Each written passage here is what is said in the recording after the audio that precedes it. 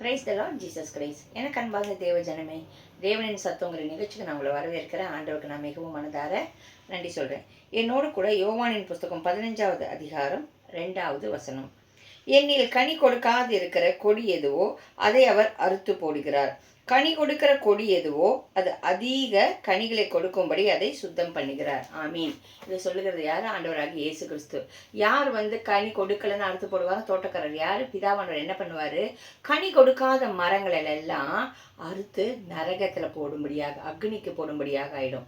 இன்னைக்கு நம்ம வாழ்க்கையில் நம்ம கனி கொடுக்குறோமா? கனி கொடுக்கறது ஆவின் கனிகள் என்ன நமக்கு தெரியும்ல. அங்கே அன்பு இருக்கா? அங்கே தாழ்மை இருக்கா? அங்கே விசுவாசம் இருக்கா? அங்கே நீடிய பொறுமை இருக்கா? அந்த இடத்துல மனமகிழ்ச்சியாக நம்ம கர்த்தர்கிட்ட இருக்குமா? அந்த இடத்துல நம்ம நீடிய பொறுமையோடு காத்து இருக்கிறோமா? இதெல்லாம் நம்ம கனி கொடுக்கறது. நம்மளால கனி கொடுக்க முடியலைங்கிறச்சு என்ன ஆகும்? நம்மளோட சூழ்நிலைகள், நம்மளுடைய சில நிலைமைகள், நம்மளோட சர்க்கம்ஸ்டன்ஸ், நம்மளோட சில சுபாவத்தினால நம்மளால கனி கொடுக்க முடியாத போகுதான். அந்த இடத்துல இந்த தோட்டக்காரர் என்ன பண்ணுவாரு? அந்த மரத்தை எல்லாம் கொத்தெல்லாம் போட்டு அறுக்க வேண்டியதை, தேவையற்ற வேண்டியதெல்லாம் அகற்ற வேண்டியதெல்லாம் அகற்றி அது கனி கொடுக்கும்படியாக அதுக்குள்ள ஒரு சுத்திகரிப்பு நடக்கும். இப்போ நம்ம வாழ்க்கையிலையும் தேவநாமம் மகிமைப்பட நம்ம கனி கொடுக்கணும்னாக்க ஒரு சுத்திகரிப்பு நடக்கும். அந்த இடத்துல சில இடத்துல நம்மளை உடைப்பார், சில இடத்துல வேதனைக்குள்ளாக ஆண்டவர் அனுமதிப்பார். ஏன்னா அப்போதான் நம்ம உருவாக்கப்படுவோம். உருவாக்குறது எதுக்காக? கனி கொடுக்கும்படியா. நம்ம கனி கொடுக்கச்சு அதில் யாரு? தேவநாமம் அங்கே மகிமைப்படும். இன்னைக்கு நீங்கள் எங்கேயாவது உடைக்கப்பட்டிருக்கீங்களா? இல்லை எந்த இடத்துலையாவது சஞ்சலப்பட்டு கொண்டு இருக்கீங்களா?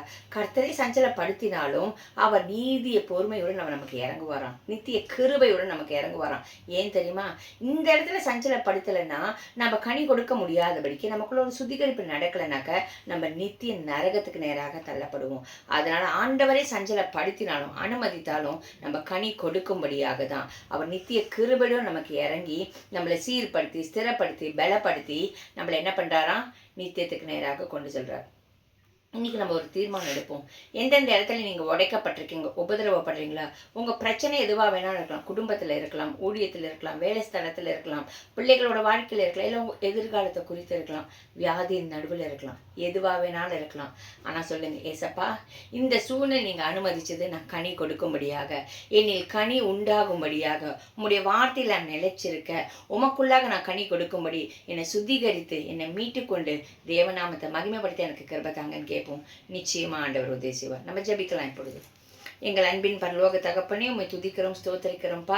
ஆண்டவரே, உமக்கு கனி கொடுக்காதபடிக்கு, உம்மில் நிலைத்து நிற்க முடியாதபடிக்கு எப்படிப்பட்ட சூழ்நிலைகள் ஆண்டவரே உம்முடைய தேவ பிள்ளைகள் இருந்தாலும் ஒரு விஷயம் ஆண்டவரே, இரக்கத்தில் ஐஸ்வர்யம் உள்ளவர் அல்லவா, இறங்கி ஒரு சுத்திகரிப்பு உண்டாக்கி ஆண்டவரே எந்த சூழ்நிலையாக இருந்தாலும் அதிலிருந்து அவர்களை விடுதலையாக்கி உம்முடைய வார்த்தையில் நிலை நிற்க, உமக்குள் நிலைத்திருக்க, உம்முடைய வார்த்தையின்படி கீழ்ப்படிந்து செய்ய நீரும் அவர்களுக்குள்ளாக நிலைத்து இருக்கும்படியாக எங்களை அர்ப்பணிக்கிறோம் ராஜா.